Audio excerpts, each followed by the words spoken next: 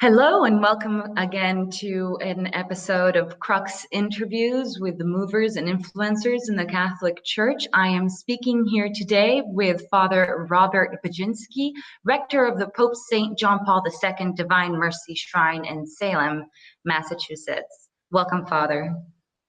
Hello, thank you for having me. Thank you so much.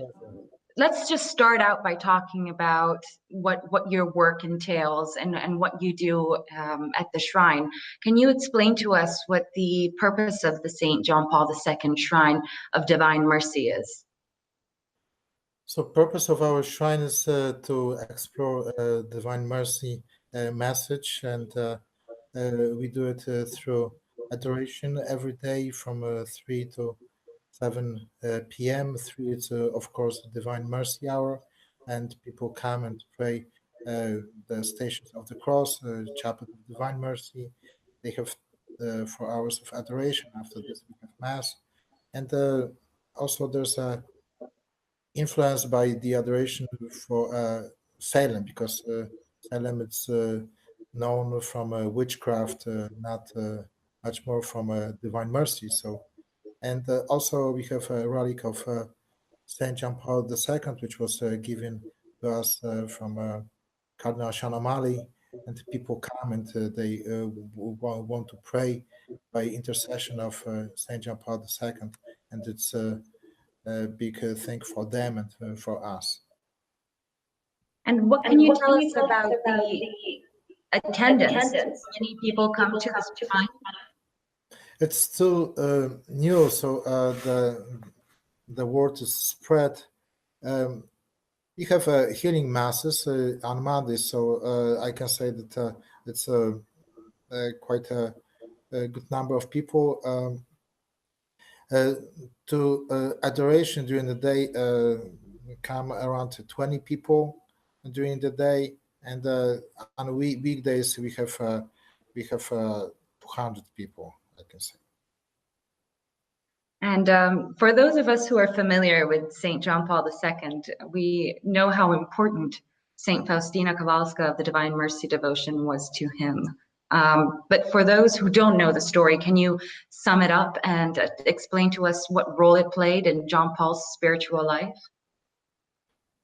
So St. John Paul II was the first Pope who was so much interested of Divine Mercy, and he forced to make Saint Faustina to be canonized. So he canonized her in year 2000, and the Divine Mercy message was very, very important to him, because he felt like Saint Sister Faustina is a messenger of divine message, and also he installed the Divine Mercy Sunday, which was a wish of Jesus in the diary to Sister Faustina.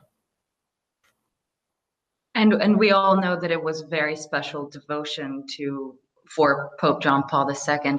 How does the shrine live up to that? How is John Paul II a part of what happens in the shrine and the veneration? So during our masses, people come and venerate a relic of St. John Paul II. Even during the day, people come and ask, can we venerate the relic? Or even I had a couple of young parents, and they had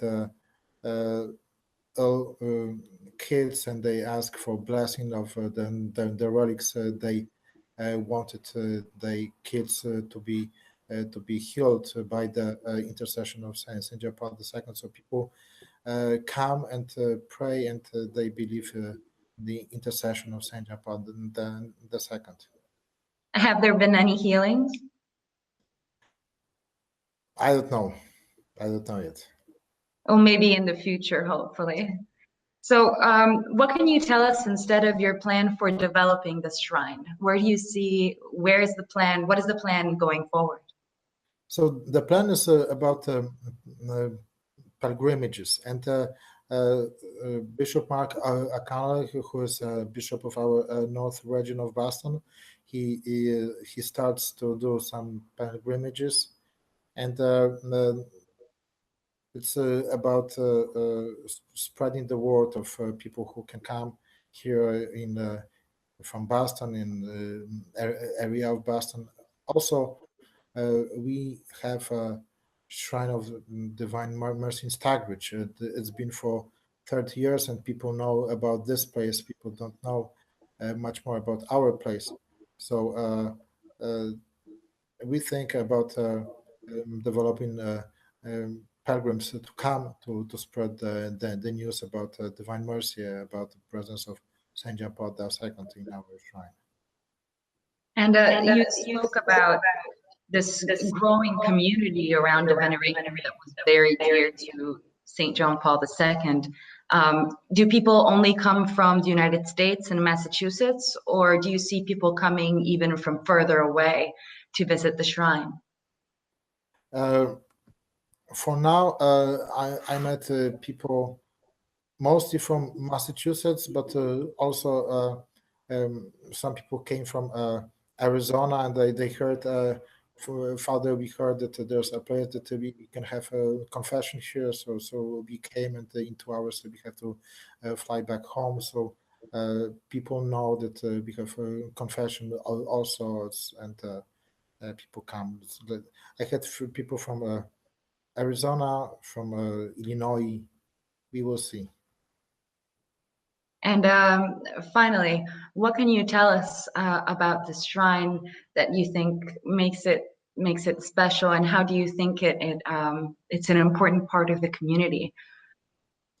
So, like I said, many tourists come in October time, especially to Salem. They don't look for I would say a divinity. That they look much more for witchcrafts. But I noticed when I came here in September, and I opened the church in October, that the doors were open, so tourists came, and they came to pray. So I believe that it will be like a little bit of opposition to witchcraft that is in Salem, that Jesus Christ can help to survive some souls of the tourists that they come to Salem.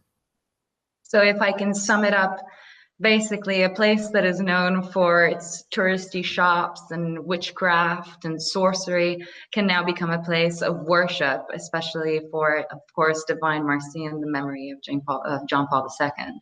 Correct. So people can come and just be spiritually fulfilled with divine graces. Wonderful. And one last thing, for those who want more information about the shrine, where can they go?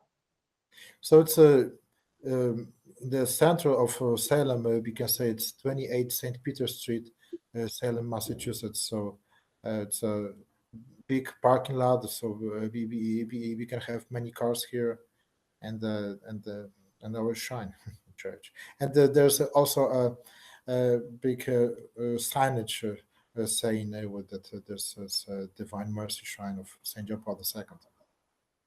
Thank you very much, Father. And for all of you listening, if you're going to hang around Salem and you're not interested in watching the usual folkloristic things that you can find there, take a look at the Shrine of Divine Mercy, John Paul II, and have a different experience in Massachusetts with Father Robert Budzinski. Thank you very much. Thank you for watching Crux, and keep reading Crux for the best in smart, wired, and independent Catholic journalism. Thank you very much.